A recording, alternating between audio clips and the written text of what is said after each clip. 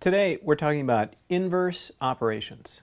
And the basic idea here is that some operations, like addition and subtraction and multiplication and division, are the inverses or the opposites of each other, which just means they undo each other. For example, if you added 2 to something, you would undo it by subtracting 2. So those are opposites or inverses of each other. They're inverse operations. The same holds for multiplication and division. If you multiply something by 2, you would undo it by dividing by 2, and vice versa. So that's really all there is to this concept of an inverse operation. Let's look at some questions here. The first one says, what operation is the inverse operation of multiplication? And since multiplication and division are inverses, the answer here is just going to be division.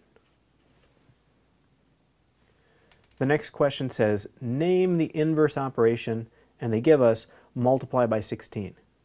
Well, since dividing is the opposite or inverse of multiplying, you would just say divide by 16. That would be the inverse operation of multiplying by 16. And one other type of problem you might see associated with inverses is one like this one. It says, which example best supports the following generalization? And then the generalization is subtraction is the opposite of addition. So we want something here that's going to show that subtraction and addition are inverses.